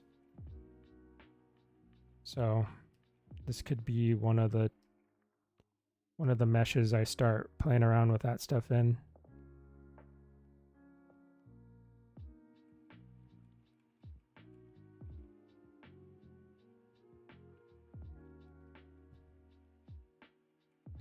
Let's see what he looks like.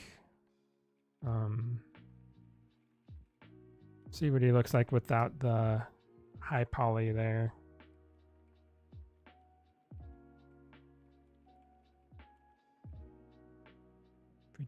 Turn shade smooth. There we go. Maybe not. That doesn't help me at all.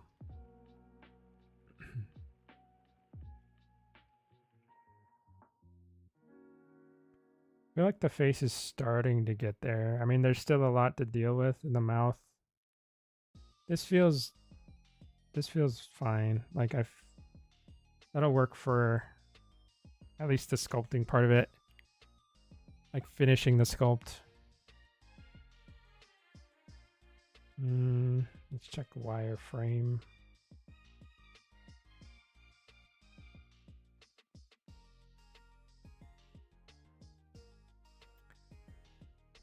I'm actually surprised.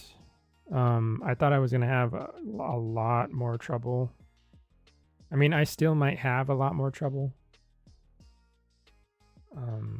Oh, why is this all weird down here? I don't like that.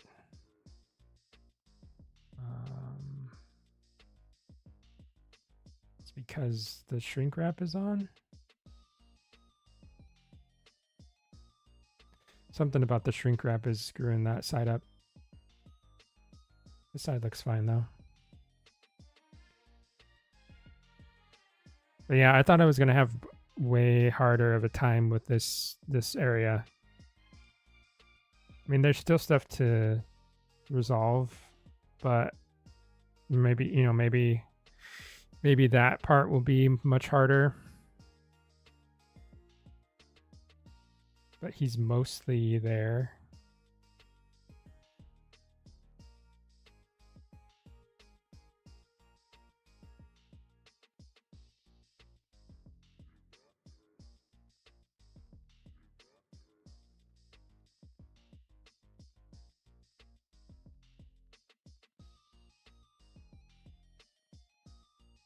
How much time do I got? Oh, we are over time by 2 minutes.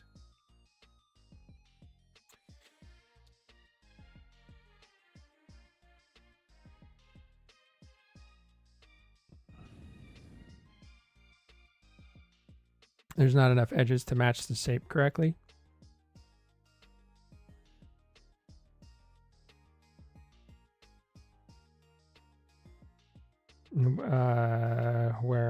Where at? I mean, I'm not trying to go like full. Once I subdivide it, it should be fine, I think. Or are you talking about the shrink wrap?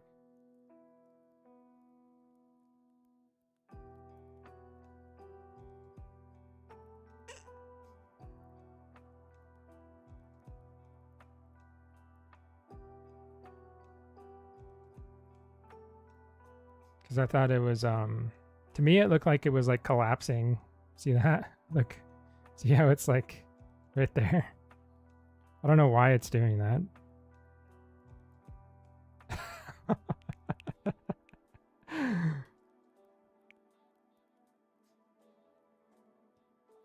But that little part is what I was talking about.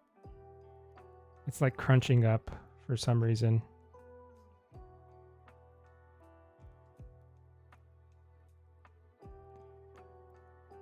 I think it's the shrink wrap is being weird. Sometimes I don't know. Sometimes I don't get the shrink wrap modifier. Sometimes I feel like it's better just to leave it off. And then, I don't know, reproject in ZBrush. Because I get a lot of issues with it, like doing weird stuff like that. On this side, it feels okay. But I think it looks better without the shrink wrap, to be honest. But I don't know. Who knows? Yeah, we could do that. Okay, everybody. I'm going to go ahead and pop off. Yeah, thanks everybody for hanging out and chatting. I might be able to finish this before next. I kind of would like to finish the topology before next week, so I can move on to other stuff that I think is cooler to do, like colors and just finishing up the model and stuff. But yeah, we'll see where we are. I don't know if I actually don't know if I'll get enough time to work on it before then, but we'll see. Okay, have a good night, everyone. Bye-bye.